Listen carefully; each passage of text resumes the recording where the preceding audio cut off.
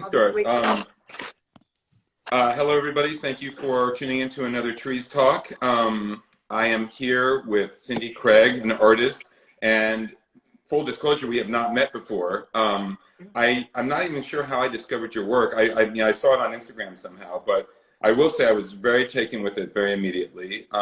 Yeah. And you know, there's a number of things that I guess I might want to talk about, not necessarily in any order, but I mean, maybe a good way to start might be for me to just talk about what struck me about it, and that might lead to a question. Is that okay? Is that okay? Sure, absolutely. Yeah. Well, I mean, the thing that really hit me about it was, on one hand, it had this kind of Edward Hopper-y feeling to it in a way, but then it had this very clean, detached, you know, look at first. But under the surface was this it really made me think of that movie, The Hours. You know, I don't know if you know that movie about Virginia Woolf. No, do not. I'd love to see that. Yeah, it's amazing. I can't remember the name of the actress who's super famous in it. Anyway, but the movie splits between Virginia Woolf's story and then a 1950s housewife who is like exactly the character in your paintings. I swear, it really was extremely striking how much it made me think of it. Not in just, even compositionally, the kind of perfect 50s, you know, beautiful color. And so the thing about your work that really gets me is that it has this very dark pathos underneath it, but it's extremely clean and beautiful and even pretty. I don't even know if that's a bad, I don't think it's a bad word, actually. And I just found that combination is it's kind of like contradictory, but in the best way. And so maybe I might start with just saying, is my reading of it in any way match up with how you think of it or conceive of it? Yes, very much so. I'm really drawn to the 1950s time period just because it was a very idealized period, and women were expected to be perfect. There was a lot of pressure to look perfect, and the advertising industry perpetuated this imagery that if you bought these products and made your life easier, you had time to look beautiful and to take care of the kids and to serve your husband. And so I think there was a lot of pressure on women at that time to have a certain persona, so yes, I'm very drawn to that time period, and I wanted to, in my artwork, really deal with some kind of heavy emotional issues, but present it in this, like you said, very clean and beautiful ways, in the same way that advertising kind of seduces you and draws you in and makes you like it instantly. And once you are liking something, your senses are become open to learning something or to understanding something on a deeper level. So I wanted to kind of seduce people into viewing my artwork, but then also really looking for a deeper psychological meaning behind my imagery. Yeah.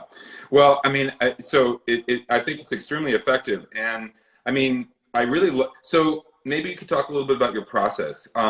They're all collages, and I know, but a collage can mean lots of different things. My students will be interested in this because I have them do basically a semester-long meme collage project. But so I guess I'm curious, first of all, how did you come to collage? Well, I'll just leave it as an open question.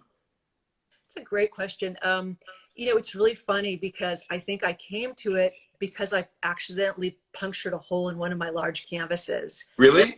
Completely panic stricken. I'd spent weeks on this large canvas. How can I fix this problem?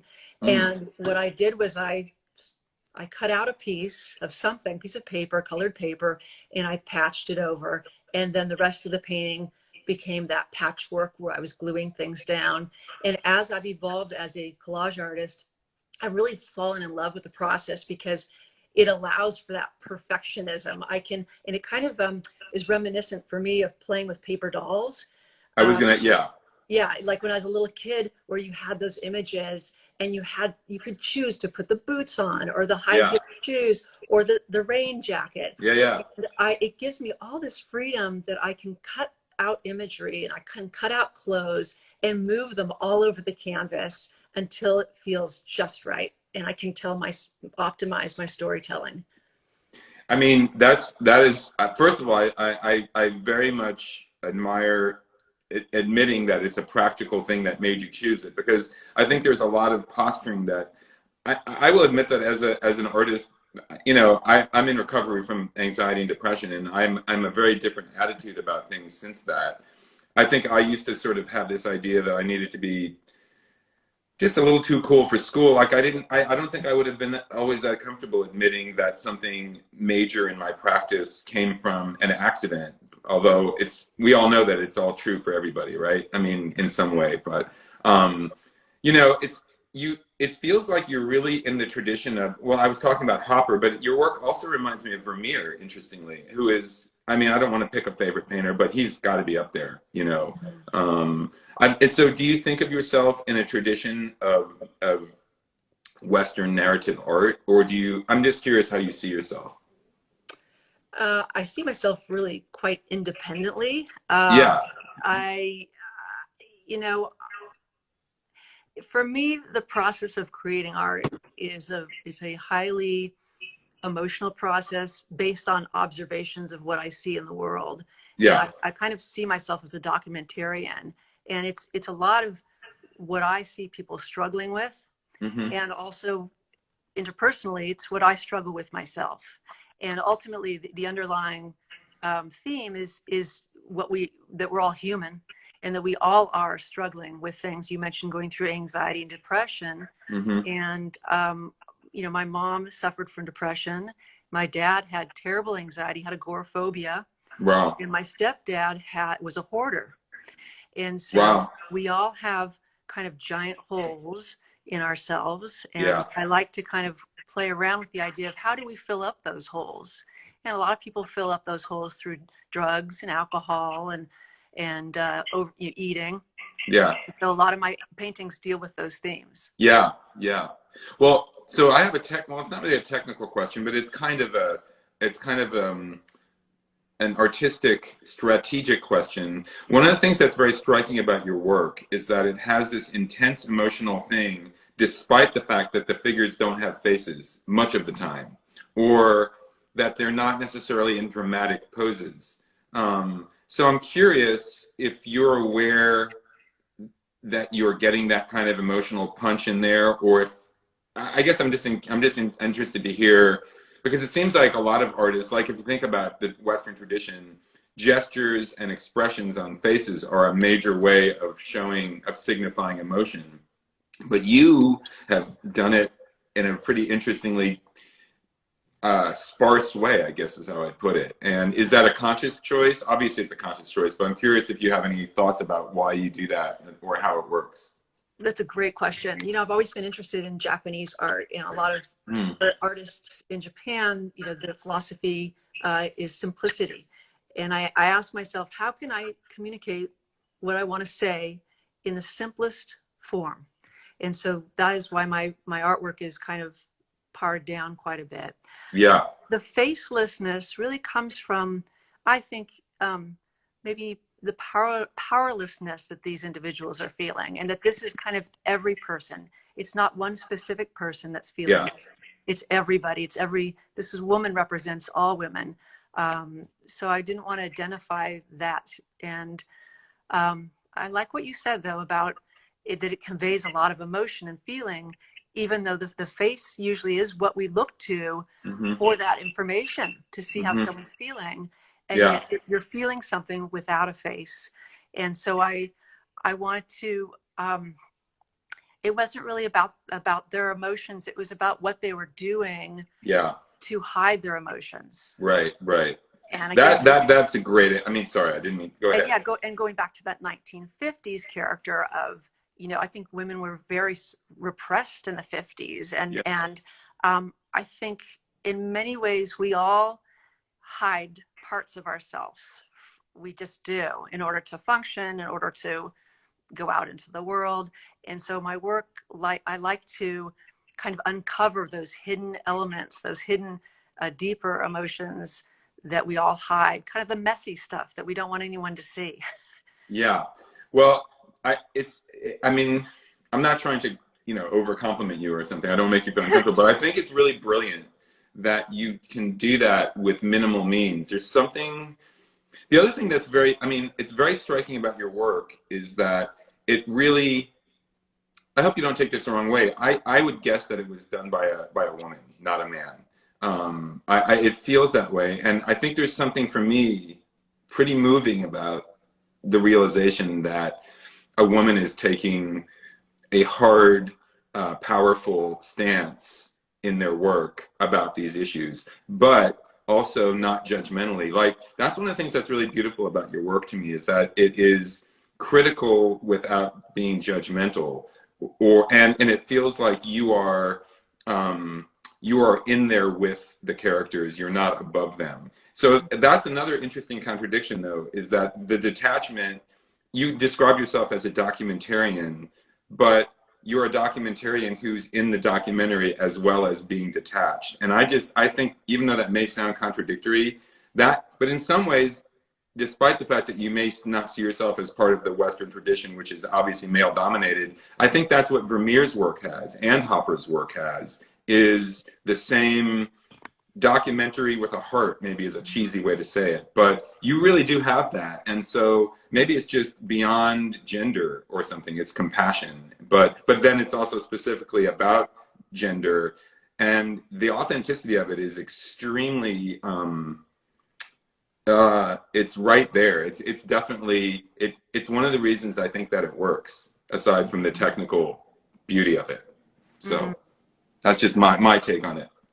Thank you, Joel. I really am very pleased. And in fact, I think that's what every artist strives for, is that their work is being understood, or it's a reach of communication. And the fact that you're getting it and understanding it, and it meant something to you, really makes me feel like my goal was accomplished. So thank you. I mean, so I guess maybe do you mind talking a little bit about like specific parts of your background? Sure. You went to UCLA, but as an undergraduate, is that right? Yes, I did. Yes. Okay. And I studied with Roger Herman, which is Roger Herman, but in German we call him. I vaguely know him. I think I've met him a couple. I don't know him well, but I know he's an amazing figure, and he's amazing. He's amazing, yeah. And that's where he brought us to LACMA, and I saw the most amazing German expressionist show, and that's really when I fell in love with artwork, and got to see the power of how these artists could convey so much feeling and passion in their work. I just loved the German expressionists. They're just you mean like from the 20s? Yes, they're amazing. Are there any particular artists or pieces that were really particularly influential on you?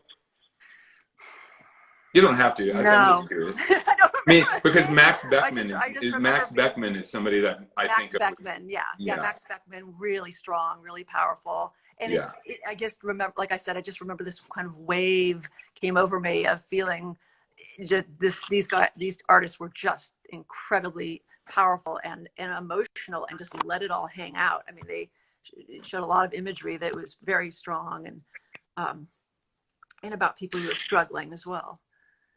Right.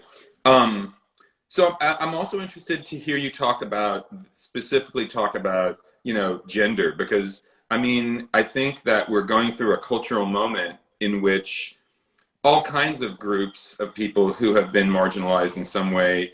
I mean, I think maybe I don't think COVID is the reason, but I do think that, for me anyway, I mean, I've always considered myself a feminist, but I don't think I really walked the walk as much as I needed to. But since I have been in recovery, I mean, I feel like it's one of my missions to promote the idea that there's a lot of groups of people who just have not had their shot, and it just isn't fair. Yes. And so it seems to me that your work, and I'm not trying to marginalize it and put it in a single box. I think your work has a lot of universal stuff going on that we talked about. But I also think that there's something very sharply pointed about it that that says, listen, women need to reclaim their voice. I feel like that's in the work, and Yes. it's one of the things that I admire about it. So I'm interested to hear, hear your thoughts about that. Right, and that's a recent piece that I did entitled "Are You Listening Now, Dear?" Yeah, that's an amazing one with the gun. Yes, Yeah. There's a man that's, I think he's naked. He's like a naked man who's reading a newspaper, and it's the 1950s, and he's not listening to her. Her feelings don't matter, and her thoughts don't count in the world. And she now has a gun in her hand, and the gun is pointing at him. And she asks, "Are you listening now, dear?" And it's really a sense of, do people that don't have power, do we have to hold a gun in our hands to finally get a voice, to finally be heard? Yeah. And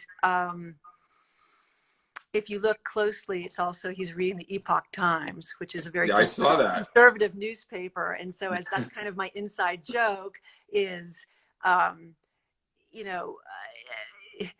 would some of these pro-gun individuals feel differently if their wife turned a gun on them?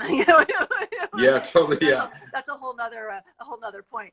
But that could be a whole nother series. Yes, I was playing with that idea as well. I like to always put a little hidden joke in there for me. But yes, it really is about, a lot of my work has to do with turning the tables on who was once powerful and now the other person has become empowered. And so that's the case with that particular piece. Well, it's interesting because it feels like a contemporary and maybe more politically aware version of Kafka's statement that, literature should be an axe that chops the frenzy within us or whatever. But I love that it applies to your specific situation. I guess, but I would follow up. Do you feel personally that that's the only thing that's going to advance the progress, is to actually hold a gun at the male gaze? Because I could understand that it might be true. I don't know.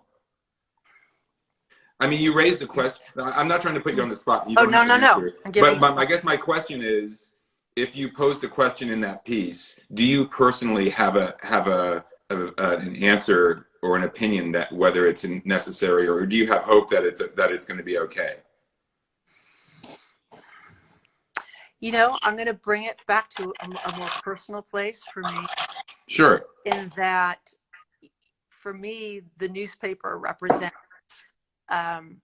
somebody hiding behind a newspaper. And it represents neglect. And when I grew up, my mom read the newspaper all the time and really didn't want to deal with my brother and I. And she kind of used the newspaper as kind of a boundary for her, to shut us out and to pretend that we didn't exist. So I think for me, I have a very personal feeling towards people reading newspapers. Yeah. I think that's kind of where that came from for me. And now to branch it out to a larger scale, and it's not just females, it's people that are struggling to have their voice in the world, struggling to feel valued, kind of the underdog in the world, that's who that person really kind of represents to me, is someone who's knocking on doors and having doors slammed in their faces, right, so that they can't get let in. So that's really where it is for me. That makes sense.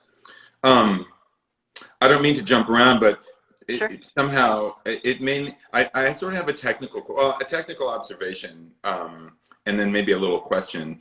I don't know if you've seen the Amy Sherald show at Hauser and Wirth. I have not seen it, but I've become aware of her work. Yes. Yeah. So I went and saw it a couple weeks ago, and I'm going to go back again. I think it closes in June sometime. It really is one of the best shows I've seen in a long time. And I always liked her work. I've always been a fan of her work. But here's the thing and it's going to relate to your work in a minute. The thing that was striking about it in person was that when I went up to the paintings to really look at the surface and the edges and the color and, you know, just the construction of it, Mm-hmm. it was 100% care for the image and the surface, zero ego. I really felt like, and it really reminded me of all the paintings that I like in the world, whether they're expressionists or Vermeer or Van Eyck. They might be different in their application specifically, but the thing they have in common is that, you know, this friend of mine and an artist who I admire greatly, Tom LeDuc, who's one of the best LA artists I think around, has the same quality. So it was this feeling of timeless care, you know, like they're contemporary, but they could be old. It's all the same. They're really giving it up for the image, and there is an enormous amount of, and her work is related to your work in the sense that it's simplified, sometimes flat sections, but the flat sections, as we all know, if you make stuff, are the hardest, right? To get them to look nice and even and to feel not tight, right? That balance between care and not being uptight. Your work, I haven't seen it in person, but I have a real feeling that it has the same quality, and it definitely has it when I see the digital images. So I guess my question is, you know, I bet you it takes a lot more care and time and process to get those things to look the way they do than some people might think at first, because they're simple. I'm curious if you would say from your standpoint that's true for you. Yes, that's very true.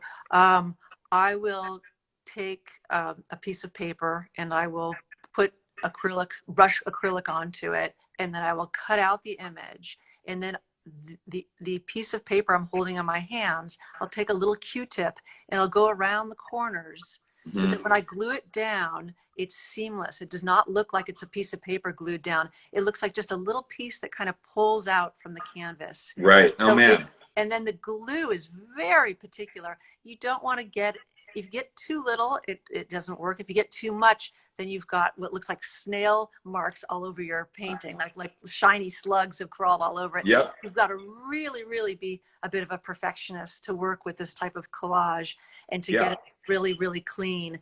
And yeah, so the process is, it's very meticulous.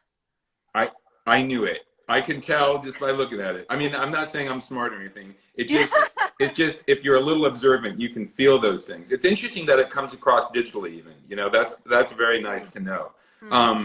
And not to mention, aside from that, the construction of the placement of the images, I can tell that's taking time to work out. You're probably moving it around in all kinds of little ways.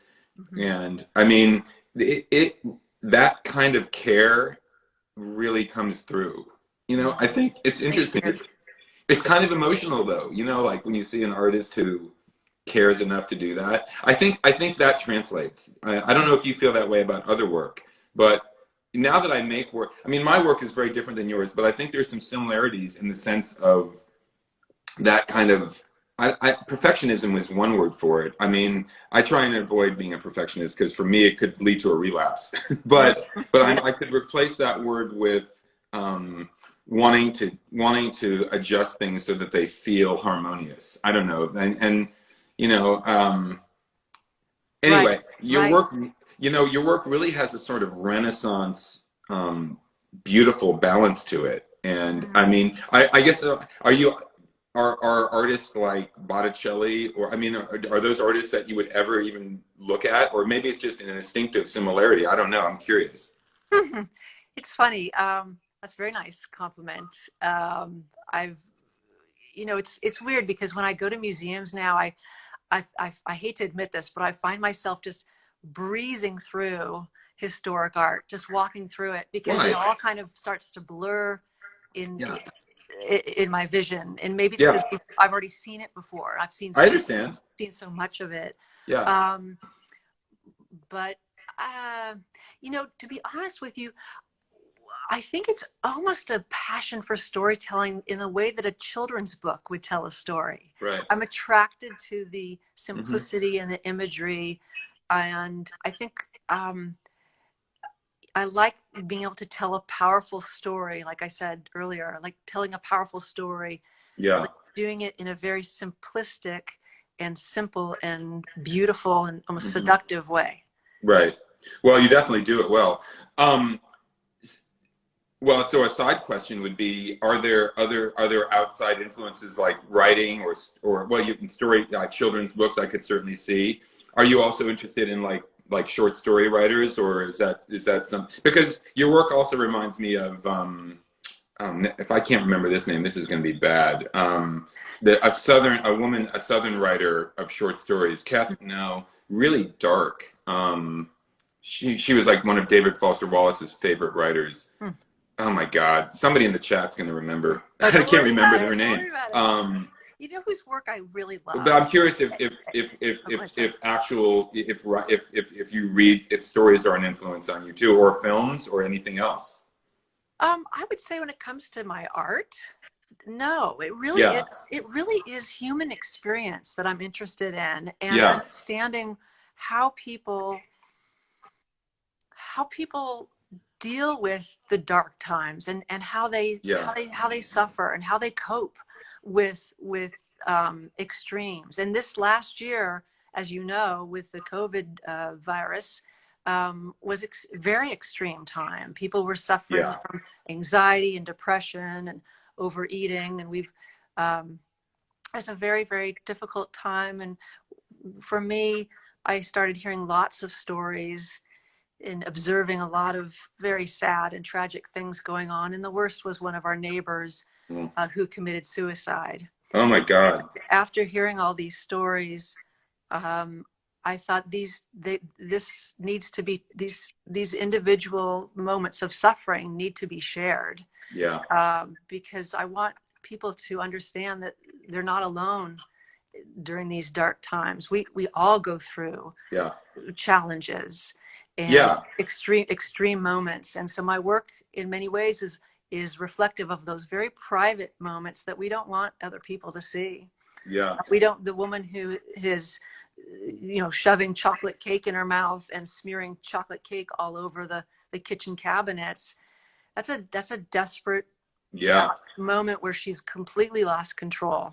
yeah, And we hate to admit it, but we've all had those moments. for sure. I wanted to really dive deeply into what it means to be human, Mm-hmm. and what it means to go through those deeper levels of suffering that we're so embarrassed to share with other people, Yeah, because it doesn't make us look perfect and wonderful. It's part of life, and it's a part of being human. So I wanted to have sort of this connection where people well, could look at my work and say, "Oh, she gets it. I'm not alone in the depth of my feelings." So I've always been interested yeah. in I mean, your work is. psychology. I've always been interested in psychology. I think that would probably be what I see. influences my work more than art or books or poems. Mm-hmm. It would probably be the study of psychology. Mm-hmm. That makes sense, and you do it extremely well. Flannery O'Connor, Glenn Kirschbaum, thank you for that. Is the writer who I was trying to think of. And there's something. So yes, the psychology thing makes total sense, and I mean, I think you are able to do what I mean. I guess jumping over the wall of self is how I think some people have put it. And it's kind of a courageous thing to do. I really admire that. I think I'm trying to do that in my work in some ways, but I don't think I don't think I'm able to be as direct as you are yet. Maybe it's not my way, but well. So speaking of communicating to audiences, I'm curious. Is showing your work to a mass audience something that you are concerned with? Not that you should be, but I feel like your work could have a really wide appeal, or maybe it already does. I don't know. I admittedly did not look up your exhibition history or anything yet. Not that I even, well, I do care, but I don't mean I don't care. I'm saying I don't. It doesn't matter to me in terms of the value of your work, is what I'm saying. Yes. Well, But Joel, I'm curious if I guess every artist needs to deal with, no matter how much you make work for yourself, there is the practical aspect of being out in the world and sharing your work. So I'm curious if you have any thoughts about that for yourself. I can't wait. I would love to share my work with the world. Yeah. I was an artist many years ago. I've taken a break from it to raise a family, and now I'm Right. returning. I had a wonderful gallery here in Los Angeles. Okay. My gallery owner retired after 44 years, Right. right before the pandemic. Okay. And so I'm looking for a new home right now. That's where Me, you and me both. I'm.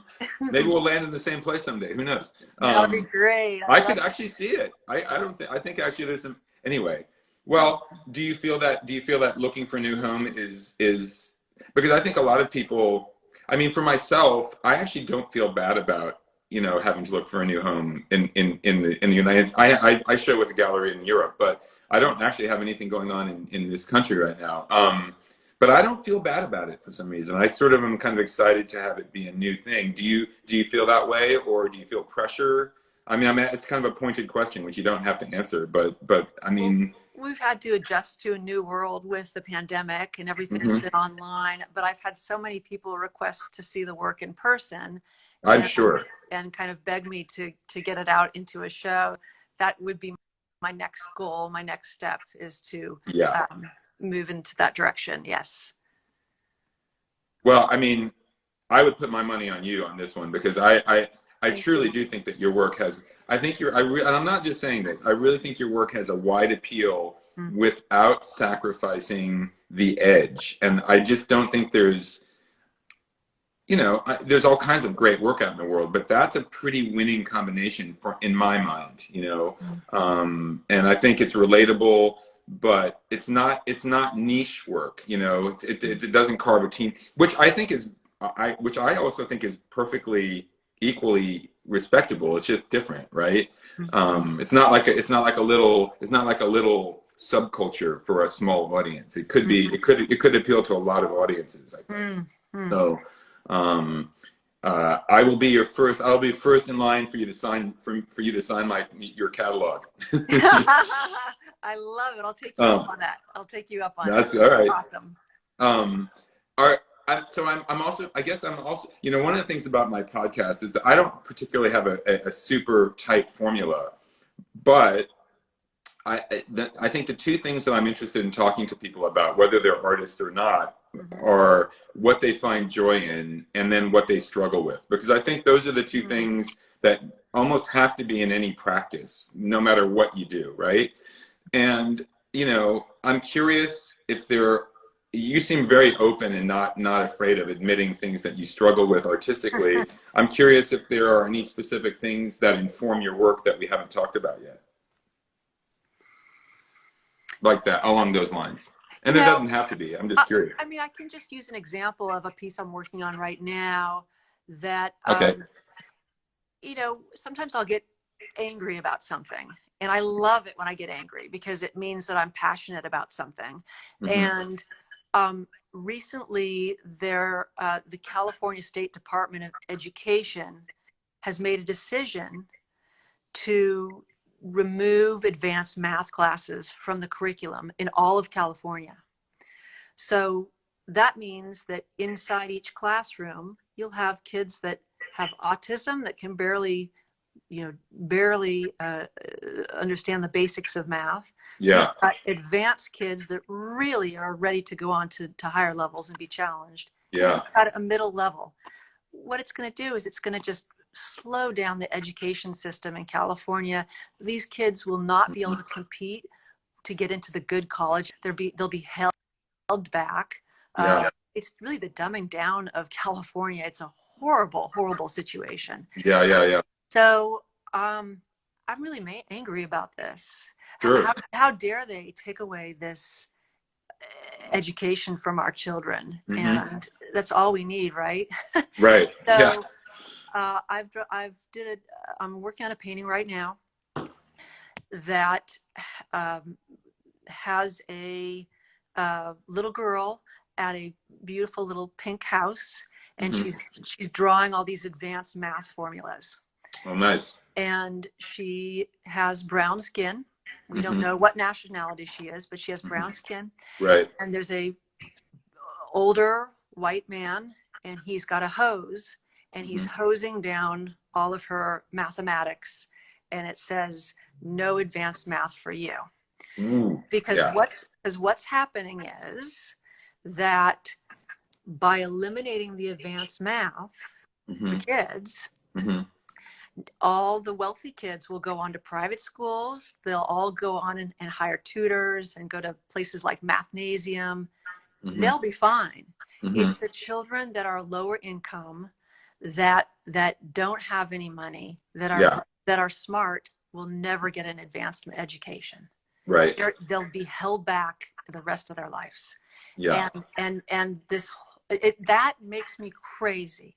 So I Sure. hope I'm answering your question. You That are answering that my question. that when Absolutely. I will take a subject that really irks me and really makes me unhappy, Yeah. and I'm going to approach the Wall Street Journal. I'm going to approach the LA Times, Hmm. because I think a picture can be worth 1,000 words.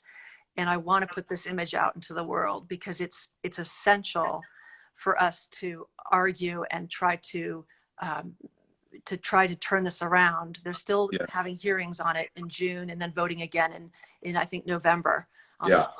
So that's something, that's a place that I come from. Is I usually come from, sometimes I'll get angry or irritated about something, and I Hmm. want to capture that in my artwork. Well, so here's one of the things that I love about that on a number of levels, several things.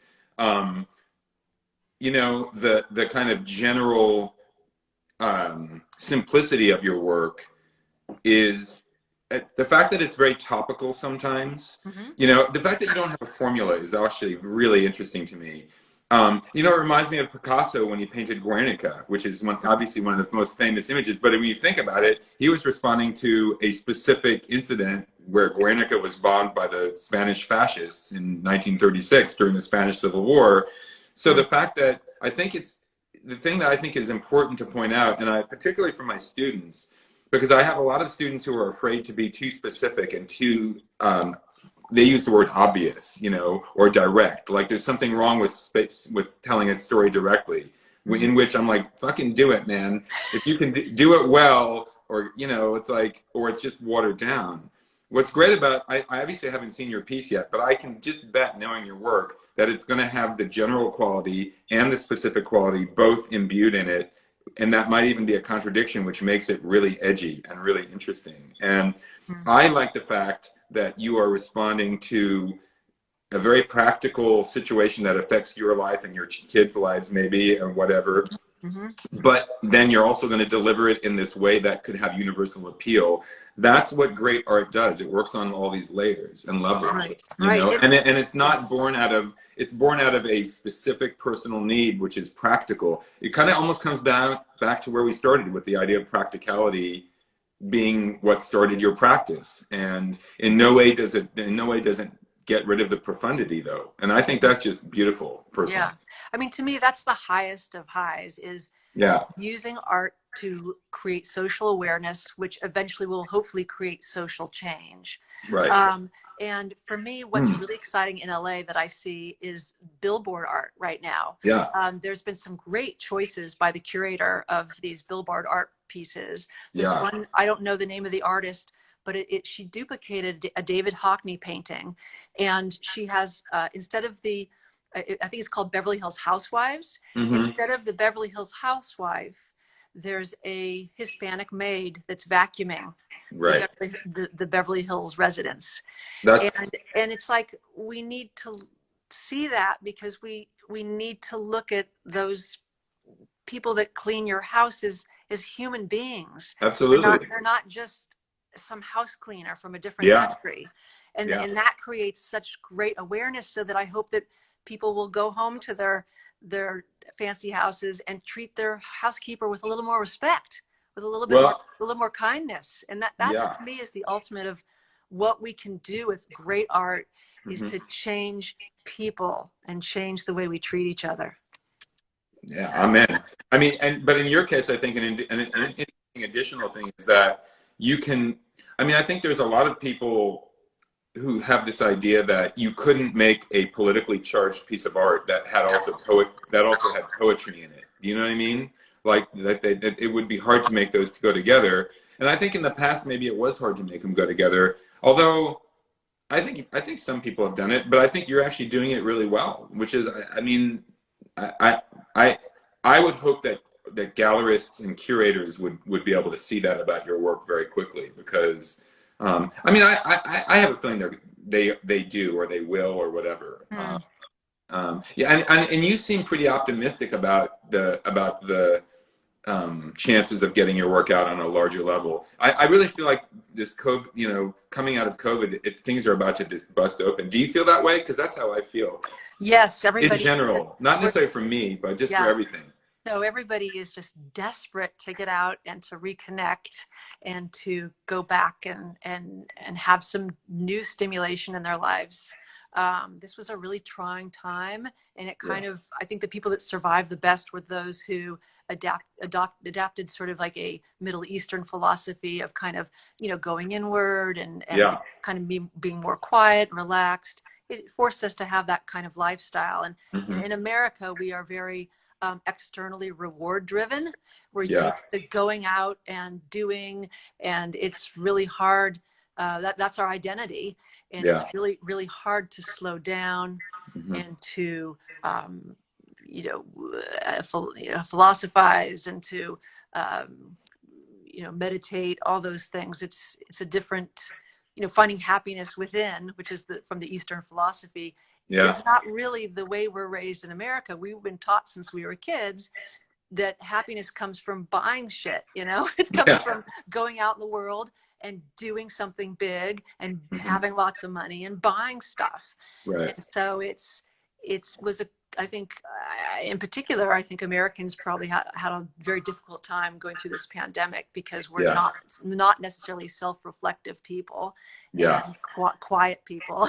Yeah, you're right. I think that's true. Although, I mean, for myself, I actually was going through my recovery program, and then I got fucking COVID at the end. Oh my God, that's horrible. But it was actually, and this is going to sound crazy maybe, but I'm kind of thankful I had it, because it allowed me to be reflective and also face my really almost like absurdly comedic fear of death. Like, it was, which I'm not saying I'm not afraid of it at all, but anyway, we won't talk about me. And Joe, I think that's maybe one of the reasons why you're attracted to my artwork. I share the exact same fear that you have. I really do. And I think sometimes it comes through in my work. Right. And, another reason why I painted that suicide piece, which the cake one. Pardon me? The cake one. The cake one. Yeah, that's an amazing one. Finish the cake. That's an incredible piece. I think a great piece. Much. Oh my God. We have suicide in our family. It's very sad. I'm sorry. My aunt unfortunately witnessed her child be run over right in front of her on her front lawn. What? And an old man accidentally drove the car up onto her front lawn and struck her 2-year-old little boy. Oh my God. And the child didn't make it. And she couldn't live with that kind of pain. And I guess she went on and had another kid. She was encouraged to have more children, that might make her happier. And, back then we really didn't have the support system for dealing with big emotions. You're kind of considered wacky in the 1950s. If you saw a psychotherapist, you were nuts. You were nuts, which is horrible, because everybody needs support. Absolutely. So my poor aunt, just after trying and struggling for so many years, she just couldn't take it. And I spoke to my cousin, and he said that one day she just came in and she put her 2 babies in a basket. She put them under the dining room table. And then she went downstairs into the basement and she hung herself. Wow. So for me, in many ways, that painting was something that was very powerful, that somebody walked in, and the husband walked in and had to see that image. And how do you get through that kind of trauma in your life? And again, that's something that my work, I wanted to address, is how do we recover from the traumas that we go through? And it is a powerful piece. I agree. It is.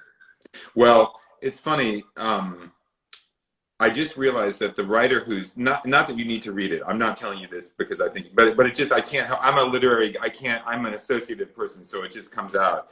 But the writer whose work really reminds me of your work the most is Lydia Davis. I don't know if you know her. She's a contemporary short story writer. One of my favorite writers ever. She's amazing. I think you would actually really love her work, I have to say.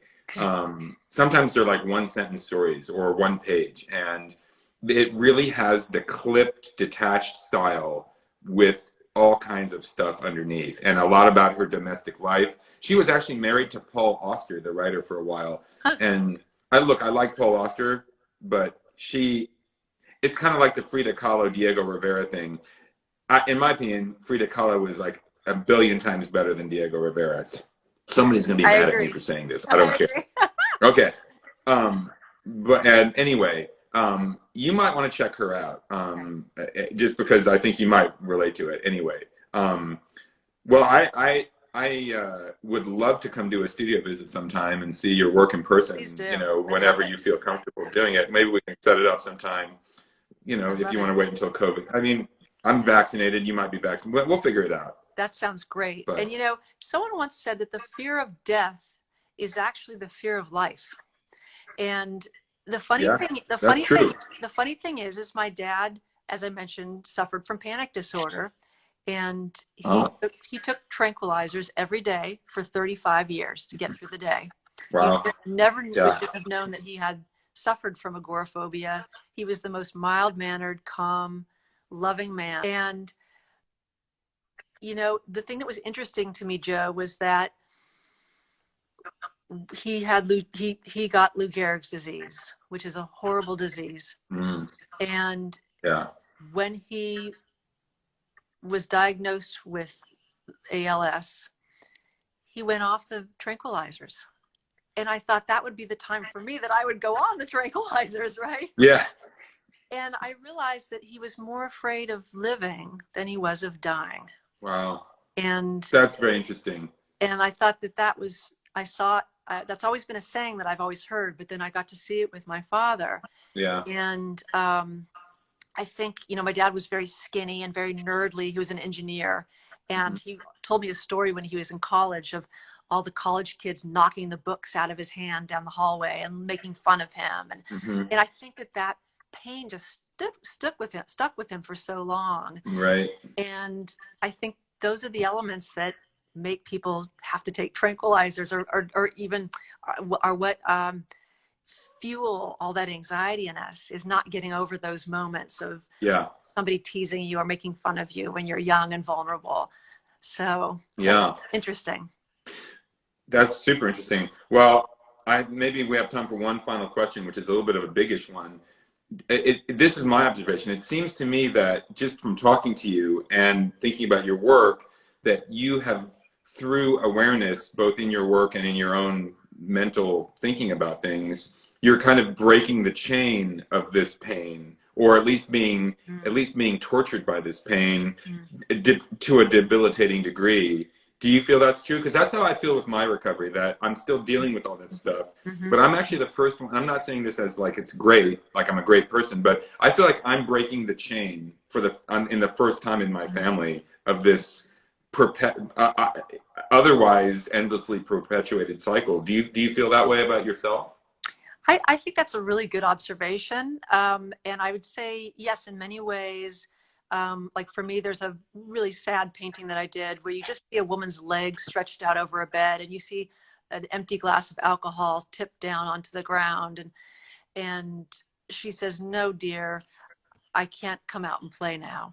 I posted that one. Yeah, it's a great one. And for me, I knew that during COVID, a lot of people were turning to alcohol to help cope with their feelings of anxiety. And so that was a piece for me that I kept imagining parents losing their jobs and kids having to do homeschooling and people drinking and alcoholics and how it would feel as that I started to worry about children and how that I wanted to do it from that painting from the perspective of a child walking in on their parent who was drunk and the parents not available to be there. So tying back to your question, which was is it healing to me to paint this type of painting? Absolutely. Mm-hmm. My mom, as I mentioned earlier, struggled with depression. And that's kind of how it felt like growing up in my household was, Yeah. no, dear, I'm just not available for you. Mm-hmm. I'm suffering with my own stuff. I can't be there to play. Yeah. And, I wish she was there to play with me. I Yeah. really do. And, Of course. and, I think definitely when I do my paintings, I work through something personal, and it's very healing, and Yeah. I process things for sure. Yeah. And one of the great things for me about it is that sincerity is in the paintings, but this is my last observation, you are not laying your stuff on the viewer somehow. Like, that's what I think is really great, is that you're not asking the viewer to be your therapist. You're actually being generous and helping the viewer by pointing out universal truths and getting a therapeutic result. But I think part of it is because of the rigorousness of the image. Is like, to me, that's part of why art is good when it's good, is that the rigorousness of the formal stuff is like a filter that allows the viewer not to get the toxic byproduct. I don't know why exactly it works that way, but it seems to work that way, at least on one level. So yeah. Thank you. I appreciate that. Yeah. Well, I'm excited to see your work in person. Is there anything you feel that would be key to saying about yourself or about your work that you would want to put out there right now that we haven't talked about? No. Okay, well, good. And I did my job. Okay. I think we talked about everything, but it's, I love to paint. I paint till I can't feel my shoulders. I get sore shoulders from painting so much. I get so excited about telling a story and somebody getting the story or learning something from it, or even just laughing. Like, I have another little sketch I'm working on with my husband in the oven. I'm putting him, I have him in a big casserole dish, and his arms are flailing around, and I'm like this very poised 1950s housewife, and I'm very calmly just putting him into the oven, and I'm starting to have some fun. I love the idea of bringing humor so I can make people laugh. Yeah. And then think. I mean, weren't those your best teachers growing up? Were the ones that could make you laugh, and then you were open to really learning in those classes. Oh, so I agree. That's my new thing, is how can I make people, almost like a good movie, how can I make people laugh, and then make people stop for a minute, and then if they think, maybe even make them cry a little bit. That's my goal. Well, you've already accomplished your goal for me. I mean, but I imagine you're going to continue to accomplish it with more interesting and increasingly interesting results. So I'm excited to follow your work, and I am a big fan, and I look forward to being able to just continue our association, because I definitely think I think we have to stick together, and we can help each other out on a number of levels. I love it, Joe, and you're welcome to come over for a studio visit anytime you'd like. We'll set it up, and maybe we'll do another talk sometime. I'm really into the kind of continuing, because I mean, we could have talked about any one number of this individual subjects for a whole hour easily. Sure, so, but this was great, and I thank you so much for being part of it. And thanks everybody for tuning in. I don't want to get I have like 3 minutes left, so I don't want to get cut off. Thank you so much, Cindy. I wish you best of luck with your work, and we'll be in touch, and look forward to seeing your work in person. And, awesome, Joe. And I appreciate you just supporting the arts and caring and giving artists a chance to have their voice heard on your podcast. That's really beautiful. Well, thank you very much. I have to say it's just super fun, and my practice is pretty solitary. The way I work, it's very obsessive and labor intensive. So for me, it's thanks, Mehtab. For me, it's very important to look outward and to not focus on myself too much. I think I did that for years, and it's one of the reasons that I had a hard time. So believe it or not, you're helping me out a lot by talking about your work. So I appreciate it. You're a good soul. Okay, likewise. Cindy, I'll see you next time. Thanks everybody for tuning in. We will see you on the next one. Take care, everybody. Bye. Bye bye.